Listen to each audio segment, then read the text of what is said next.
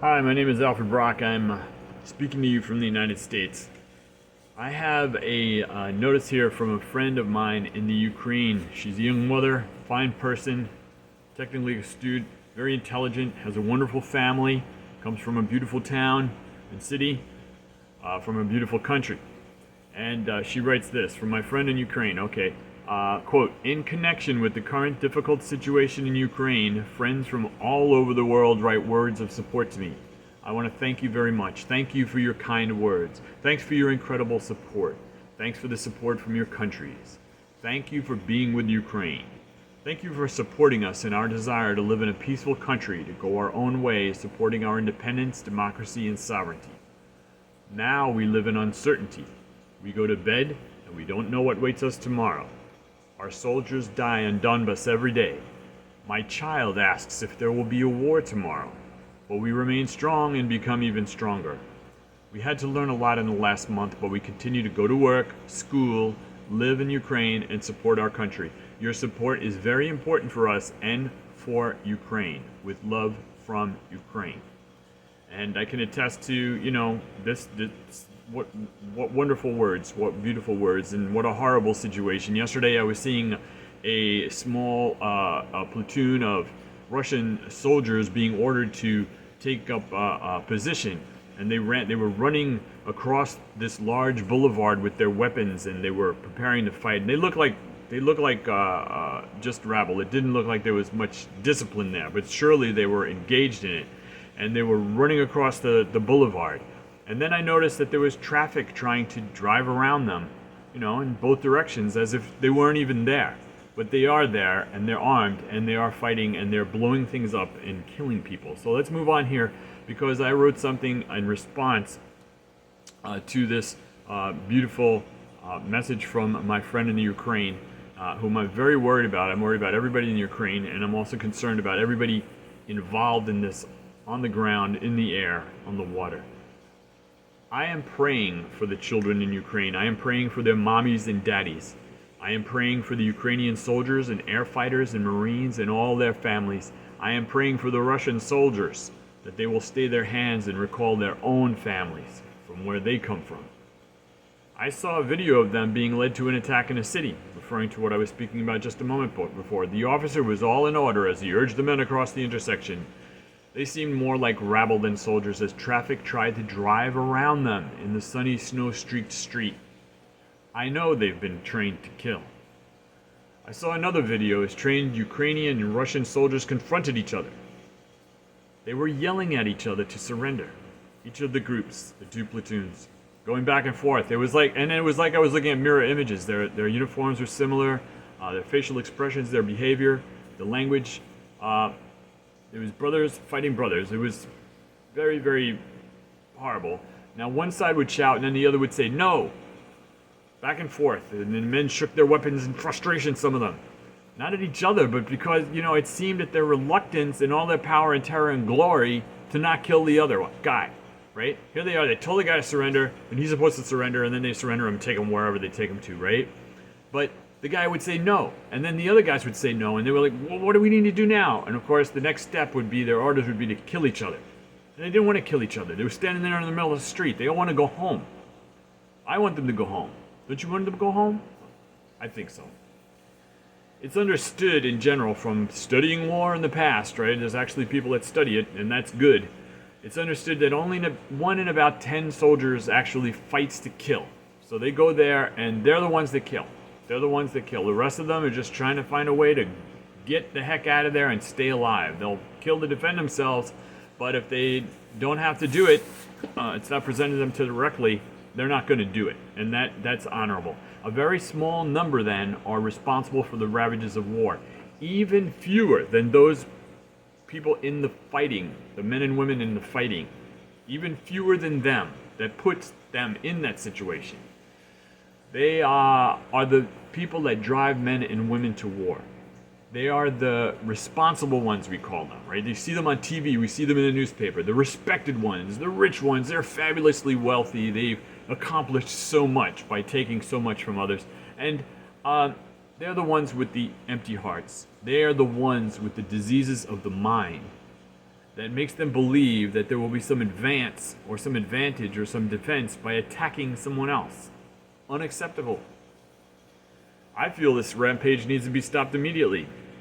The offender of the peace in this case is Russia. The United States trained some Ukrainian soldiers. The Florida National Guard was recently withdrawn from Ukraine just before this started. Why was the Florida National Guard in Ukraine? What were they doing? I understand we have been, the United States, I can't say we, because the government of the United States had decided this. They didn't call me on the phone and say, hey, what do you feel about that? They trained the soldiers to fight. Would the Florida National Guard training the soldiers? And if so, why the Florida National Guard? Why is the Florida National Guard, why is the National Guard being used in this manner? Why wasn't the Army there and the Marine Corps, whatever? Why wasn't it announced? I've contacted a senator, a couple of representatives, newspaper editors, other people that have spoken in public about this, and I said, why were they there? What were they doing there? No one has responded. Nobody. Zip. Okay, maybe it's not a popular topic while we're having this war, right? And the United States is not in it yet, but it is. There's things going on. For example, the sanctions. We're being told in the United States that the sanctions and this war are going to drive up food and gas prices, even though they had been rising already for whatever reason. So there's a lot of confusion and a lot of things going on. Russia, China, the United States, England, and France are all permanent members of the United Nations Security Council in New York. They all have nuclear weapons. There's a couple on the side there that I believe that are on the like the backup council, and they've also got nuclear weapons. So there's plenty of nuclear weapons around, and all of them have had a voice in this rampage where the Ukrainians are being sacrificed to them. Right? Got two sides with nuclear weapons sitting on the United Nations Security Council, which is supposed to secure peace for the world and ensure that these things don't happen, and they're fighting amongst themselves. The rest of the world, I'm waiting to hear from them. I'm not hearing too much. The other nations in the world eventually shall condemn Russia. When? Don't know. I don't know. Their ambassadors sit mute in the chamber of the United Nations at 760 United Nations Plaza in New York. They listen with faces of clay as the Ukrainian ambassador details the horror and bloodshed visited upon them by the Russian war machine that cannot be controlled. It is set to attack, attack, attack. The Russian ambassador replies with a veto on the Security Council. There will be a final action, I feel not from the current leaders probably, because they're desk-bound and their tongues and pens doom the innocent to death. Their actions and inactions are unacceptable. So now sanctions. Let's talk about sanctions. Sanctions are interesting. They're a favorite weapon of the rich and powerful as they determine how much they will make after the blood dries. If someone were attacking your home and you reported it to law enforcement and cried out for help from your neighbors, and your neighbors and the legal system replied that they were going to not allow the attacker and murderer to use the local bank anymore, nor buy gasoline at the corner gas station, but they would insist that they drive to out of town to get some of what they need. What would you feel about that as a response to the violation of your home, your goods, your family, your person, and the peace that you had been enjoying prior to this, as you pursued your own life and sought out success, liberty, and happiness in the world? The nuclear weapons must be removed from all the rest later, but right now they certainly need to be removed from Russia. Russia is a nation of 144 million people, excluding China right now, who seems to be intent on placing blame everywhere except on the people that ordered the attack on their neighbors.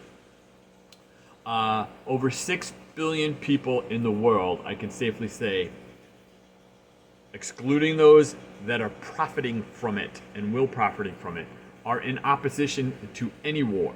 They are in opposition to any war. Who wants a war? You don't want a war. We're all being threatened with annihilation right now. They had nuclear test runs there in Russia. It was all announced, Putin to the whole world. And you know that once they do it, all the other ones that are holding nuclear weapons go in there and see if they're still working and make sure they're all targeted and everything. We are daily threatened with nuclear annihilation. Now, are we going to be told to live with it, just as we have been told to live with the COVID virus? Oh, can't get rid of it, so we got to live with it. Got to adjust our lives to what they are doing or not doing. Unacceptable. Whatever needs to be done right now. How much longer will we tolerate these people holding knives to our necks? There's no reason for it. They have disturbed the peace and quiet of our communities and homes for too long. Isn't it time to bring this foul business to an end? With love to Ukraine and respect to all the people in the world, thank you very much and have a nice day.